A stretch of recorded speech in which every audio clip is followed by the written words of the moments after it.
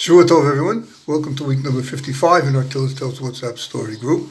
I adapted and supplemented this story from the book Good Vach, freely adapted, and I retitled it A Special Jewish Name for Protection. The Rabbi Yaakov Leiser was the second Pishvorska Rebbe in Antwerp. It came so in 1976 when his father-in-law passed away. He's known to have, there's hundreds of stories about the wonders and salvations that he accomplished for people. Every Yom Tov and special occasion, chartered planes would arrive with visitors who wish to share the occasion with him and some to seek his blessing. When he passed away in 1998, he was succeeded by his only son, Rebbe Leiser.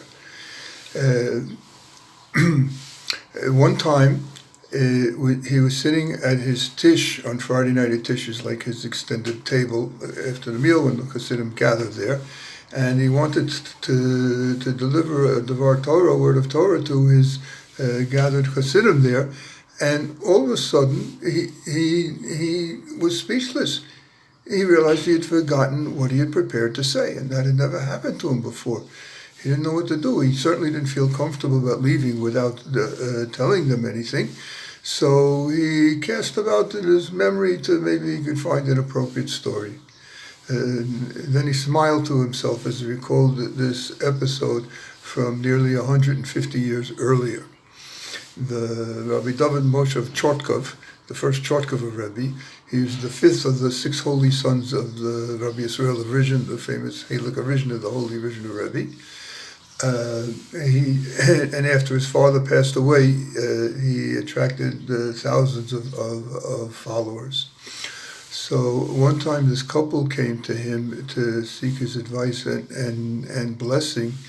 They unfortunately had children that one after another died before they were viable. That is, they died in the first month after birth. And now the wife was pregnant again. And they very much felt they needed his help and his blessing and his advice, that there shouldn't be a repeat, God forbid. Before he gave them a blessing, he told them that the next time a baby is born to them, they should give the baby a name from the weekly reading, from the weekly Torah reading.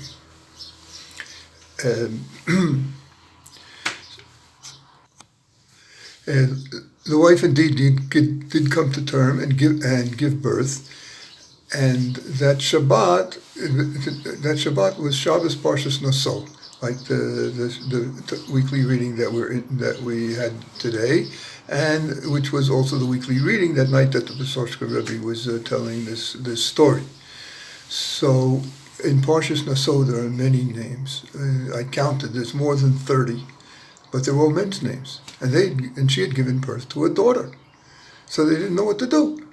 It was impossible to make the long journey to the Rebbe. They had to name the daughter on Shabbat, and she was in no condition to travel.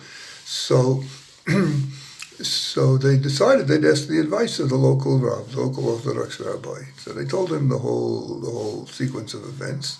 So he advised them that they should the name that they should give to their new daughter be the name of the mother of Shimshon, Samson's mother. Now, if you look at the episode of the chapters about Samson in the book of Judges, Sefer Shoftim, it talks a lot about his mother, who was a very special woman, but never says what her name is. So they didn't understand what the Rav was saying. So he told them that it's true, her name is not in the verses, but it is discussed in the Talmud. And there it says that her name was Tzalel Ponit, one word, Tzalel Ponit. And so they decided to do this. By the way, over there in the Gemara, Baba Basra, page 91, side A, not only can you find the name of the mother of Shimshon, of Samson, you can also find the name of the mother of Abraham and the name of the mother of King David, and a few more. So a few months later, when the mother felt strong enough to travel, so they made the arduous journey to Chartkov to give the Rebbe the good news that the baby had survived and the baby was healthy. They told them that it was a daughter and they didn't know what to do and how to name it from a name of Shabbos Parshas Nasoni, and the solution that the local rabbi had suggested to them. The Chartkova was very happy to hear this. He said, "You did very well."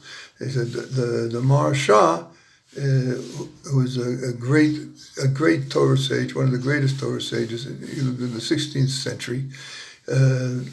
He, by the way, was also the great uncle of the Holy Ari of Tzfat. He had the same name as the Ari's father, Rabbi Shlomo Lurie. And the Maharsha wrote that the name Tzalponit is auspicious for countering the evil forces.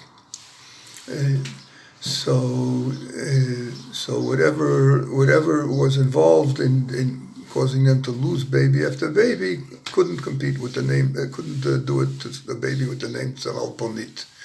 And so even though they weren't able to follow the Chortkova's Rebbe precisely, a name from a verse in the weekly reading, nevertheless they merited to give the very name that was exactly appropriate for their situation. This was the story Pisarshka Rev told his chasidim, and then when everybody had gone, when it was late at night, one of his chasidim came knocking heavily on his door.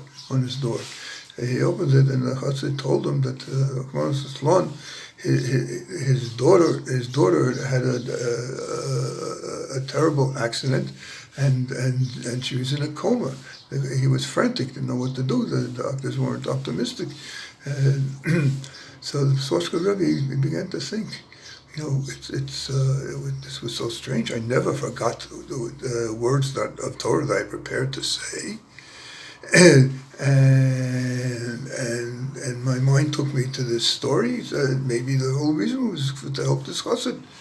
So he told the chassid, tomorrow morning in shul, you should add the name Tzalal Ponit to your daughter's name.